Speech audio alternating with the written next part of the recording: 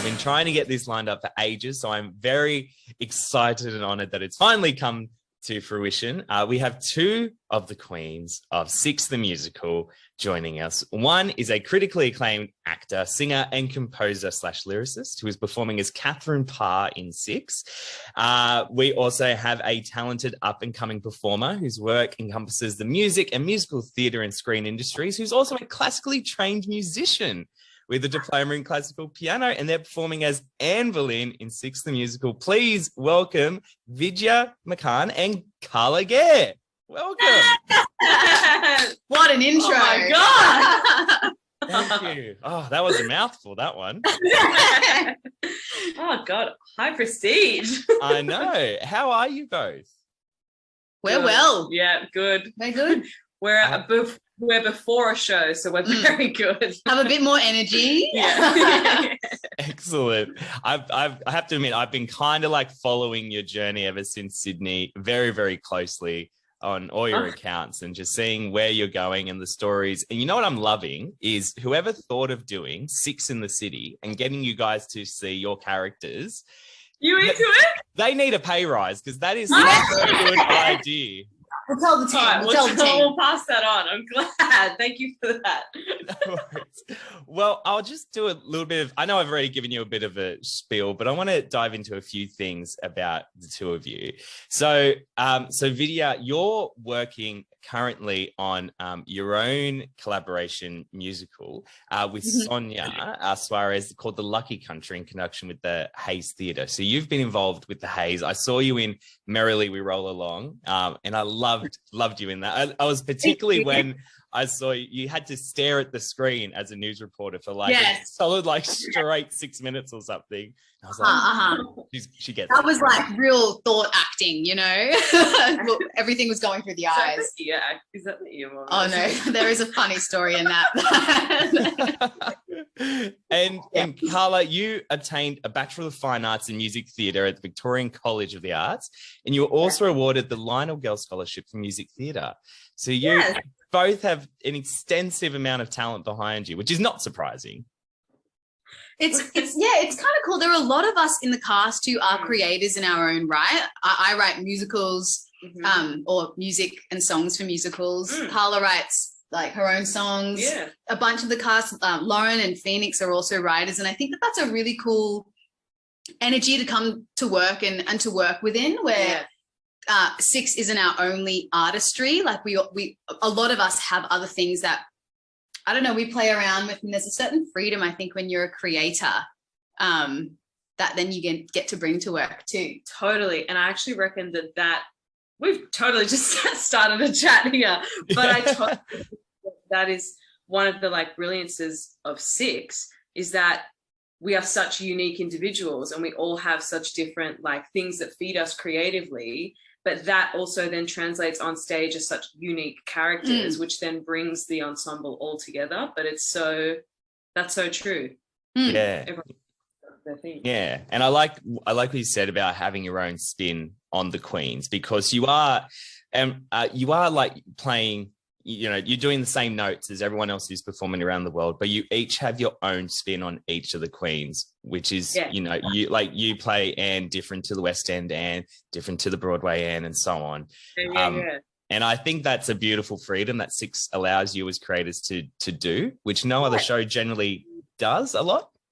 It's a really cool show in the way that it's been written and directed largely by Lucy, in that that's what it requires of the actor. Like, yes, you're playing a character, but you're playing your spin on a character rather than other shows where you have to morph, right? As an actor, you morph. Whereas this is a different kind of process, and it really honors the woman or the person that is playing the queen at that particular time. And I think it especially comes out when you see our swings come on. Like any of the incredible swings that we have, like play Catherine Parr, they're not playing Vidya's Catherine Parr, they're playing Karis's, Shannon's, or Kiara's. And they're very different. But the show, it's not that like it needs us to hit certain, I don't know, like energies in a way. Like it works when actually you're being truthful to yourself and the queen version of you. Which is actually really cool. It's actually like, I find it fascinating, and I will, like, till the day I die,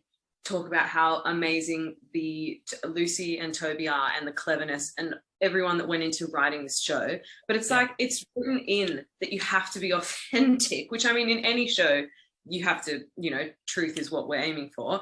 But this show, it just feels like there's that extra spice that is like, it really doesn't sing if there isn't that level, especially for old mate Parr. That's true. It's a big like whole gear shift of everything. And we're all like, what? Yeah. But even in our accents too, a lot of people when we first did it, and we were one of the first productions in the world, were like, in an Australian accent, what? Yeah. But I think what the show, it on one level is about, yes, these 6 queens and reclaiming their stories, and it talks about like British history. But I think the undercurrent of it is it's actually a show about women and non-binary people, I guess, in the world. Yeah. And so, yes, we're like playing these 6 queens, but we're also playing these 6 women on stage with their own stories. And so having an Aussie accent isn't weird. No. And it's all part of the like, we have this little theory that 6 is like this doesn't exist in this world. It's like this outside of world thing that it goes, oh, this period needs this message, or this period needs this message. I like that. It helps a lot. But it also is like this idea of that, like all of these different, and I think that the real like root message of 6 transcends like every binary imaginable. And it's just this like beautiful golden egg of empowerment for every single person, which is why and that's not to discount that it is absolutely women reclaiming their stories, but like underneath it, and this is also, I think, why its success is so worldwide, is there's just every single person feels that freedom of like breaking the shackles of whatever is holding them down. And that is totally unique to every person, not just one place that has one accent. So it totally works I'm so glad. There was one point we might have done it in an English accent, I think. Really? At the very beginning. I don't remember that. I think a producer was pushing for an English accent. And right. That wouldn't have been good. That's better if I'm getting paid. I'm joking. I kid. Don't mind. Vidya has a great British accent. I've heard it. I promise. Oh, come on. You're going to have to show us now. Give us a little snippet. It's been a while. Don't feel pressure. I'm feeling under the pump. No, it's fine. By the end of the session, let's see. But I do love what you were saying about how like it is so multifaceted, this show. And I think when it first came out, because I remember first time I saw it was in London. I saw it in Leicester. My friend took me to it. She was like, Justin, you have to see this show. Yeah.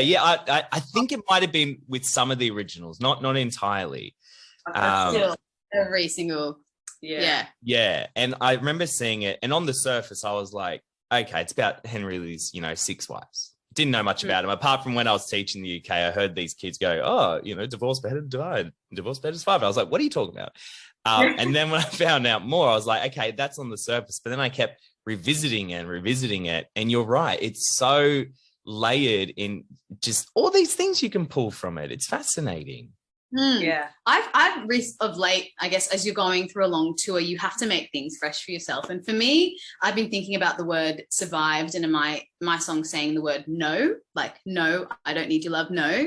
And what that means coming from the body of a woman of color on stage, what that means as a woman women who are survivors, or people who are survivors, and what that means, and kind of channeling even that just on stage for me is something that Catherine Parr, I'm honoring the original Catherine Parr, but when I'm on that stage, I'm not actually necessarily just thinking about her. I'm thinking about the survivors in this world and those who maybe don't get the opportunity to say no. Yeah. Wow. Yeah. That's incredible. That's so incredible. I love that reading of it, like you wouldn't think about it, but that is just it. And I think it brings it into your performance. Cause I remember when I saw you guys in Sydney and you do, Vidya, you do break and you say, hang on, what are we doing?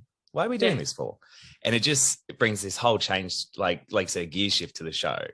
Well, for those who have been buried under a rock and don't know anything about 6, let me just give a quick spiel of it.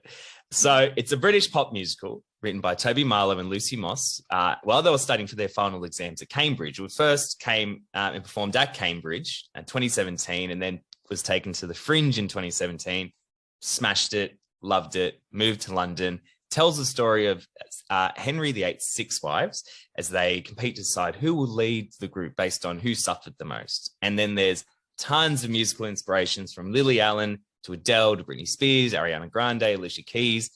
And obviously the 8 Tony nominations that it recently got. Yeah. Yeah. Amazing. Will you be watching it together? I think it's on the 13th for Tonys. The 13th. We'll be traveling. Oh, no. Yes. To Melbourne. Yeah. To Melbourne. So Yes. Damn. maybe we'll do a screening though together that week.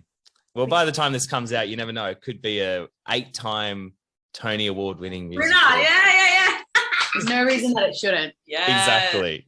So can you tell us a little bit about the Queens? Because if I had like the scope and the time, I would call up my friend Susie Russell, who is the absolute most Six fanatic that I've ever met in my entire life. She's seen it about 6 or 8 times now. She's going over to the UK to see it performed at Windsor, I think. Oh yeah, the castle one? Yeah. Yeah. So she's like a big fanatic. So she's like, when I saw it with her, she was like, oh, did you know Catherine Parr was this? And did you know Anne Boleyn was this? And like, tell me all the backstory about them. But could you give us like a brief description of who you play in the show? Like historically? Historically, within 6, your own kind of spin on them.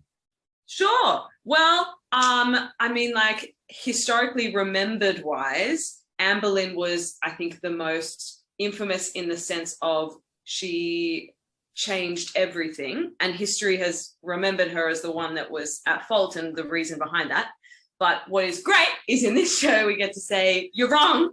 Exactly. That's not the full truth, and we're forgetting some significant parts of history here, aka Henry. Yeah. But I love that this Anne Boleyn is so like rock star, kind of got that like punky, earthy, like fuck you attitude. If we're allowed to swear, I'm so sorry. That's fine. Just beep that out. Great. But yes, I think that especially the whole like, I love leaning into the sort of manipulation of it, like the very, in one moment, oh, what? I didn't do a thing. And then in the next moment, haha, I'm doing everything. And the carefreeness of her, I think that it's so nice to play her as such a multifaceted person, because she was so much more than just a temptress, a seductress, someone who bewitched the king. I totally get that the Catholic England is going to remember her as a witch because they were excommunicated because of her. Yeah. And like, what I like totally, when I am doing the history, I'm always like, the culture is so important to think about. Like back then, religion was everything. Family, where you were in the court and in the system, like ambition was everything. And Anne was a brilliantly intelligent woman, born at that time, and like moved around, went to France, and then came back with all of this amazing French court ability on knowing how to court, which in England people were like, whoa, more skin. You know what I mean? Yeah. But she, was, I think she totally showed Henry that he could have way more power than he did. And unfortunately, he took that and ran with it, and it bit her. Yeah. And it is a real, like, I really truly feel the weight of playing her and the ability to, on one part, play the freedom of this character and just the brilliant and like the rock star vibe and get to have that rock star moment. But also I've really loved learning about this woman and how many other women probably have similarly erased stories that are, have some male something over it that's just ignored it or given it the wrong perspective that history has remembered it for. Yeah, I think that's a beautiful explanation. I remember I visited her castle in London. I went to the Anne Boleyn Castle, which is gorgeous. It's beautiful in there. Is it Hever or is it the Hever Castle? Yeah. Yeah. Oh, it's gorgeous there. Is the one he gave her or something? Yeah. They were in love at some point. Catherine At some Parr point. did No. And I think apparently there's only one surviving portrait of Anne Boleyn that we know of, which is a fun fact. Yeah, right. Sure. Sad. So Catherine Parr then, who actually published 3 books, I found out, and was one of her books, Prayers and Meditations, was the first book published by a female author with a name attached to it. English. I always like to put that English. The Middle East, Muslim women have been publishing books for forever. Exactly. But yeah, in England, she was absolutely groundbreaking. Yeah. And very intelligent. Incredibly intelligent. Catherine Parr was a lot older. She had already been married twice before Henry. Before marrying Henry. And so when the whole Catherine Howard debacle happened, everyone at the court was like, we need a woman who they thought was going to be like just a nurse, a mother kind of thing, not stir up any trouble. And having Catherine Parr around, they were like, this woman's intelligent. She knows what she's doing. She has this maternal kind of instinct. She doesn't have any kids of her own. And so they kind of arranged for this to happen. But, there's so much about Catherine Parr. She gets painted as this mother nurse kind of figure through history because each of us have our archetypes, which is what we break down in 6. Catherine was incredible. She was an incredibly intelligent woman. She was a Protestant. Henry tried to have her beheaded because she was really about the common man reading the word of God. So she really wanted the Bible to be translated into English, which was huge at the time because it meant that all of the power of the Catholic Church and the Roman Catholics would kind of disintegrate because it meant that they couldn't just tell people what to do. Isn't that people could read the Bible themselves? Isn't that what Henry wanted when he reformed the church with Anne Boleyn? Yeah, but it's like even though he said he wanted to be like change the church, but he was still like, I guess, a Catholic at heart. So they're like, right, okay. Very confusing. But everyone basically said to him that Catherine Parr was being too independent and was doing too much to like progress everything forward. So he tried to have her beheaded and she was very, very close to being beheaded, but she actually talked her way out of it. Whoa. Which is the first time that ever had happened. And I think it really says a lot to her intellect and her ability to get on side, which is an incredible trait for a woman of the time. Yeah. So she did that and she, like I said, ended up publishing these 3 books. She was responsible for doing a lot of the teaching and for raising Elizabeth, who was Anne's daughter. And they actually say that Elizabeth's reign and the incredible intellect that she had, a lot of that was to do with the fact that she was really raised a lot by Catherine Parr. Yes. So So this woman was absolutely incredible in a lot of ways, which like, Kala, I was about to say, like Anne said, like Kala said, isn't remembered through history because she's given this one word, survived, and she's remembered as this nurse, other kind of figure. Yeah, take him out of the picture. Take him out. It's funny, actually, as you both talk about them, I can see them in you. I can see your performances. You say that all quite often. Like the spirit of Anne Boleyn does quite literally live through Kala Gare. Yes. So funny. Kind of a little bit scary. Well, No, but she could have been. Exactly. Well, with all of you, and the swings included, you're all such amazing performers in your own right. And like you said before, like you each do your own thing, but is there any like kind of like fun? Because I've seen like stories posted on Instagram where like someone will say like, I think it was Karis, or say like, oh, bye Sydney, instead of like hello Canberra or something. So there's like other mishaps, and I've seen like little things posted on Instagram. But do you guys have any like fun stories that just stick with you whenever you think of shows? Because you guys have been everywhere and you've done so many. Oh God. Yeah, there's many a story. There's many, but I only can't think of any right now. Isn't it funny when you just where in Sydney, the way that the stage was, we didn't have wings, so you had to go up and down these stairs to get off. So if you've come and seen the show, come and see us. in Holbein, you run off the stage to go do a really quick change. We get like a sip of water, put the ruff on, and then come back on stage. And the note was always get off stage as quick as you can so you can get this ruff on. And I'm the first one up on the left-hand side. And there was this one show where I really didn't see the stairs and I was just thinking about getting off. But it's like my whole, like if this was my body, it kind of turned into a plank and kind of like went like this and like a bobsled shot down, like this blue plank just fell down the stairs, and Stu, our costume lady, was waiting there for us to come through. She can't see anyone, but she sees these two boots just fall through the curtain. Oh. And then after she sees the boots, she sees this like little head pop out, and I crawl in, but I'm in a rush as well. Crawling out, get the ruff on, back on stage. So that was one. Oh my God. Phoenix, and also Phoenix was behind me, so I fell, and then Phoenix kind of like fell with me, and Lauren watched the whole thing. Oh my God. Over in an instant. So I have so much sadness that I didn't see it. I'm kind of sad too. Yeah, that was funny. Yes, that was a classic. I feel like, we had, the last tour, we had a crazy moment where an audience member, when Cleves goes, get up and dance. We had a brilliant mum get up on stage. Oh, no. But she kind of like hoisted her whole body she and was like wearing a full pencil skirt, and that did not stop her.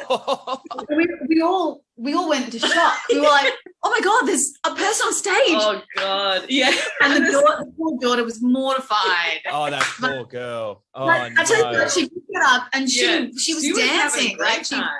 But fully... like characters gone. Yeah. We're all like, I think the only person that kept it was Lauren, who like escorted her off stage. We were like, what do we do now? Classic scene. Classic scene. Classic. How funny. That's insane. I couldn't even imagine that. Just even as a point, you're like, oh, okay, this doesn't happen. Is this meant to happen? I have a little bit of PTSD because every time I see someone go, get up, I'm like, stay. Not really. There. Yeah, I have the same. Yeah. Is there a special moment in the show that is always fun to do? Like you just look forward to it all the time? There's like a heap, but I feel, do you have one? Not in particular. I think I really look forward to 6. Yeah. In general.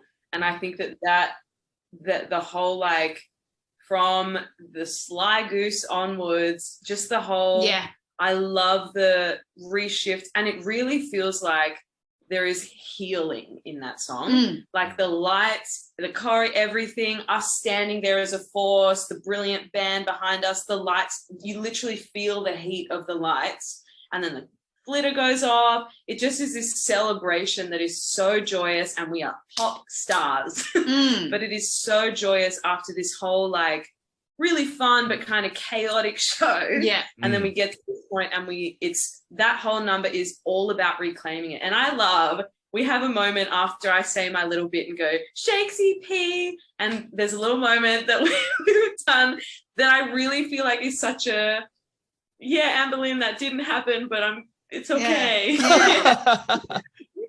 I also think about your daughter. I always need to tell you this. Like, I sometimes be like, she's all right. Oh my God, my heart. I keep wanting to tell you that. So on air is a great time. Yeah, it's a great. Watching silent. And it's, you're not singing anymore. It's Lauren's turn to sing, and we're having a moment. Oh, beautiful. Yeah, That's real beautiful. Well, one last question actually that it came to my mind as because you've been doing this for a very long time now. Do you find that you have grown as performers within this show? Hell yeah.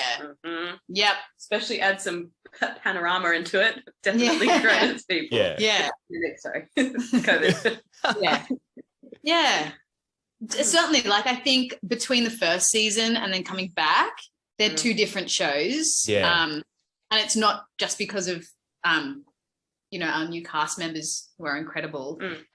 Different shows in that we're all different women and humans, you know. Yeah. We've all collectively went through a lot and grew and changed in that time. But I also do think, like, since opening to now, there are so many lessons that you learn.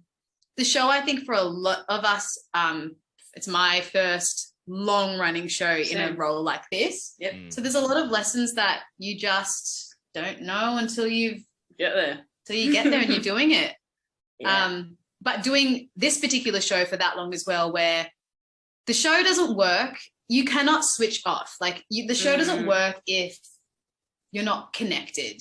If you can't just phone it in, it doesn't, it's not one of those, you know. And so doing that night after night and finding the freshness night after night, which actually happens. It's weird to say, but it does. We connect with each other night after night. I think also the audience being different every night is such a blessing, because that's an element that we don't have to worry about adding freshness. They're always going to be different, which is great. The spaces we get to play in is also super cool. Very excited to get to Melbourne. Oh my God. Yeah, because a lot of the cast members are from Melbourne, aren't they? Yeah. Coming home. Oh, but cute. That's so cool. And as we tour, you know, we get closer as well. We all love each other. Like, we're obsessed with each other.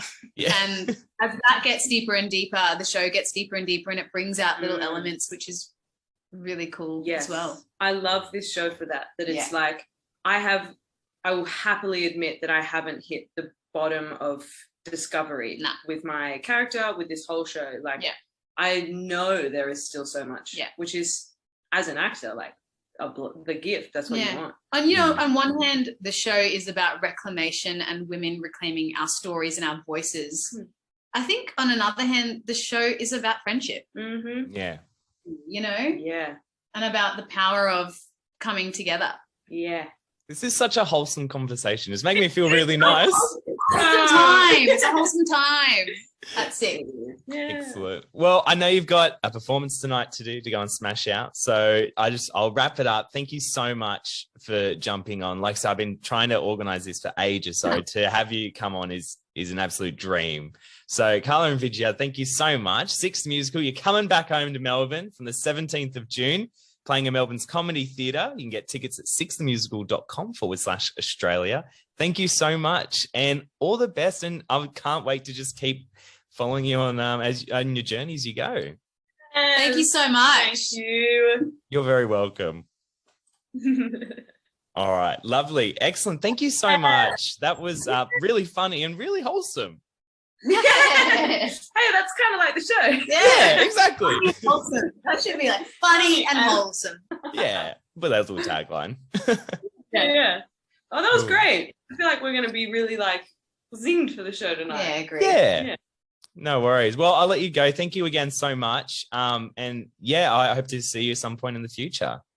Yes. Thanks, Justin. Yeah, thanks for having us. No worries at all. All right. See ya. Bye.